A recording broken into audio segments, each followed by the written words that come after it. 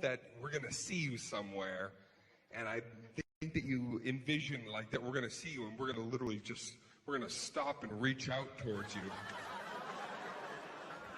And just say aloud, like, my God, what have I lost? I had this beautiful enchantress in front of me the whole time, and I'm a shit bum, and I let her just...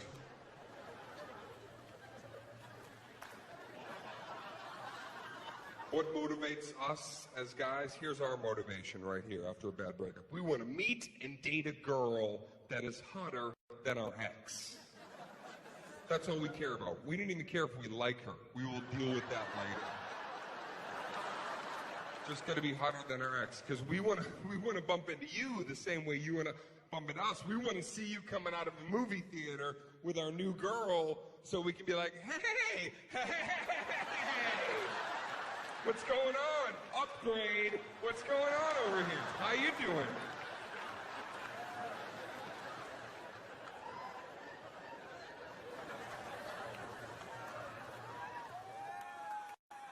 Isn't that a great moment when you bump into your ex as like a sour ending and both of you are in a situation together, just kind of standing there? I know you got invited to like somebody's wedding or like, and you just both finally have to, sometimes after years, you have to say some shit to each other. Girls, this is one of those moments like, you handle it. Like, this is where you could really just pull out Wolverine fucking shing, just... But you don't. You have this perfect moment to finally let this guy just know all the crap he did and just take responsibility. But you don't. You handle it with such grace and like this empowered moment. And you see it happen. You have the thought of like, you know, you could just, and then you finally go, can I just say something?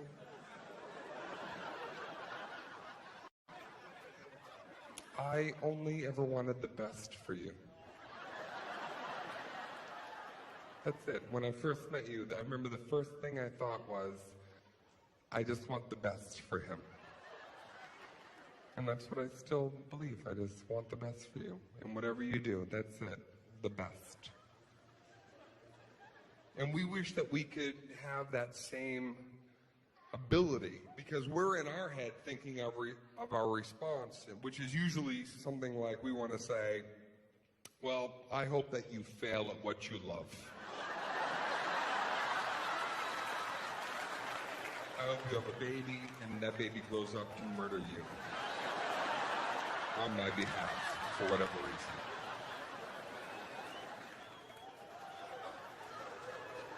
You are a batch of bitches. I meant it when I texted, and I mean it now. 7 bitches in a bundle.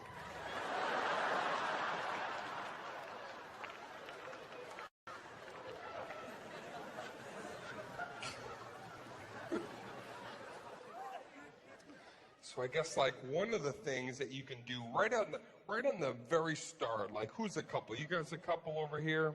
You guys together? Who's together? Yeah? How long have you two been about to break up? How long? 2 years. Pivotal point right there.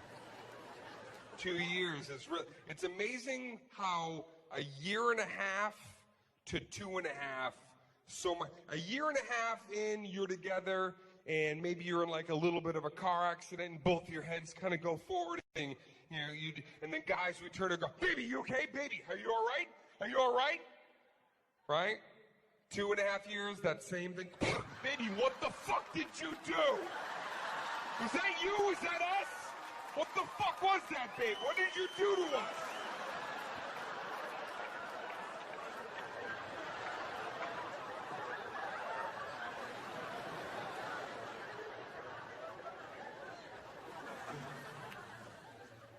So how do you make the relationship from the very beginning? How can you make it exciting right off the bat? Well, I would say this: you gotta watch porn together. I'm telling you, this is good stuff. You gotta talk about those weird little fetish things, and then you gotta experience them together, and that way you'll be true equals. Right? Because then once you both know how deviant the other one is, like, I'm fucked up, you're fucked up. Yeah, we both have some success, but you're a fucking weirdo. But so am I. So we're in this together.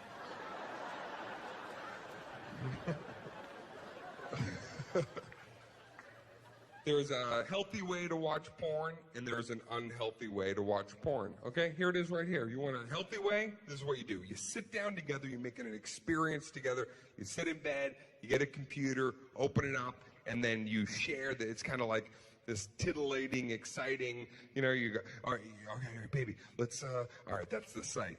All right, you click on one, find one. All right, you want me to? I'll click on it. All right, let's click on it together. Ready? 1, 2, 3, click on that. Ah! Right? It's exciting. It's coupledom right there. That's it. You know, whatever. Just go to the categories. You pick something. By the way, has anybody looked at the categories recently? They've added a lot of shit.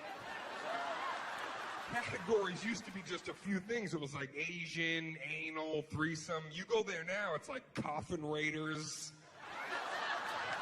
forest fires, midget versus mongoose. I don't even know what that is.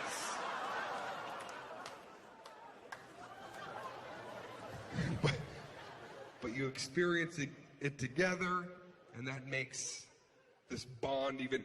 There's a great moment too, because it is, you know, you're a couple. Not everything you're going to agree on. Sometimes, like, there's that moment you're like, all right, baby, this one looks kind of good, baby. That's kind of sexy, right? Your girl has to look at her for a second. I don't like that lamp.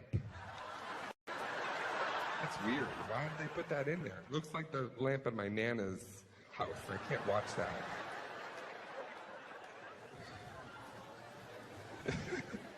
They go, all right, baby, you pick one. That's scary. That's always scary. You hand over the reins to your girl. Baby, pick one, right? And there's that moment where it's like, oh, I could find out some real... Right, and your girlfriend, like, oh, yeah, she picks a random one, and you watch for a second. There's no greater... This is the woman that you might want to marry if this ever had... If you hear this come out of your girl's mouth, right, and you're watching a porn together, and you take a second, and you watch one that she discovered, and then if she goes like this, his dick's too big.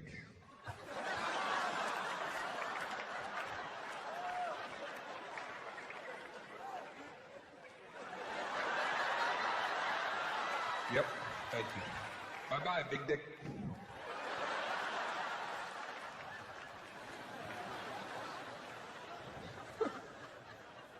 That's the healthy way to watch porn. Unhealthy way, real simple. If you are fucking and watching porn, you have this person with you and you're watching, right? You look at each other once in a while just to make sure the other person's still there.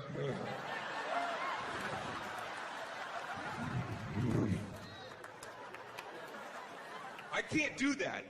I can't do that because I'm always afraid that the people in the porn are going to turn and start watching me as well. And they reach towards me. We hold hands through the screen. It's like The Ring all of a sudden.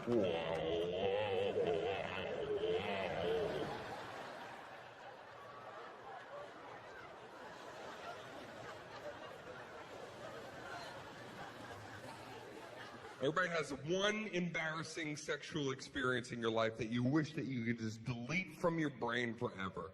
That one thing that you just say, why did that have to happen? I wish I could just, in a day, I don't know what, girls, maybe one night you were a little bit drunk, and you went to give your guy head, and then you went too deep, puked on a dick. That would be an example.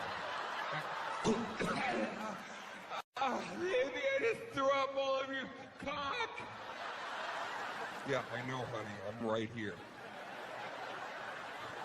Louder.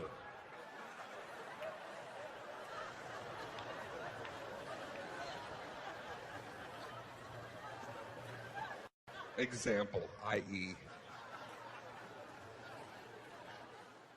For me, I know that when I am 90 years old, I'm going to look back on my life, and this will be in my top 10 cringeworthy moments that I wish that I could just delete from my cerebellum completely. about a year ago. This happened a year ago. Mine is about a year ago. I was out with some friends.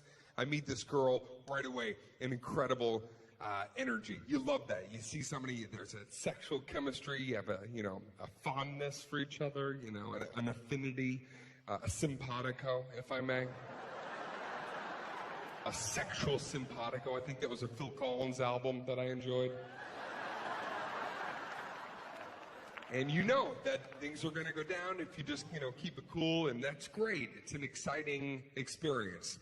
Now, a couple things before I explain what happened. I want to categorize this because it really isn't an embarrassing sex story. We're going to let's call this an embarrassing post-sex conversation. I just want to be really clear. Yeah, it's not about what happened during sex. It's the talk that I had after I wish I could just forget about. The post-sex conversation. Now, a couple things that you need to know about the girl, just, before we get there. She was pretty young, and she was very young.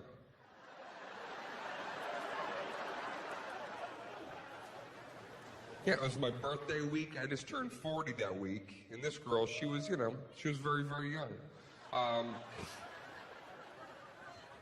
So we end up back at her place, and we're talking for a little bit, and then finally we have consensual sex with each other. Yeah. Keep up, guys. All right? Yeah, I agreed to it as well.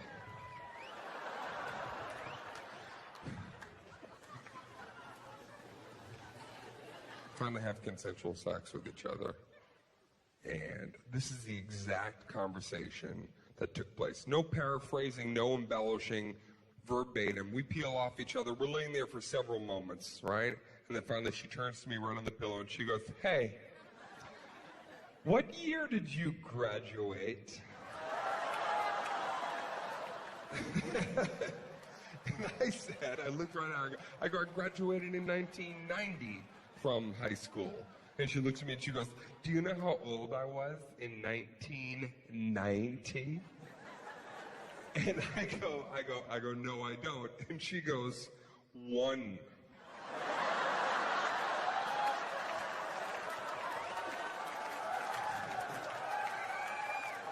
I was this many. I was 1 year old. 1. Even 2 would have been like, all right, 2, it's 2. It's twice, but 1. So now the entire energy of the room has just shifted. It just feels odd. She's about to make it a hell of a lot weirder. She goes, "That would be like if you went on the stage to get your diploma and you looked down, someone was holding a baby. And it was me."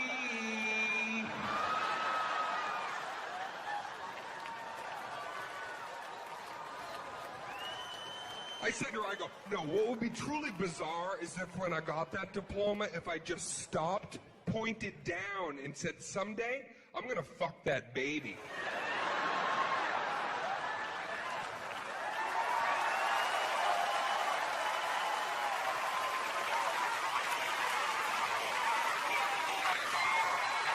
I'm Dane Cook. I'll see you guys later.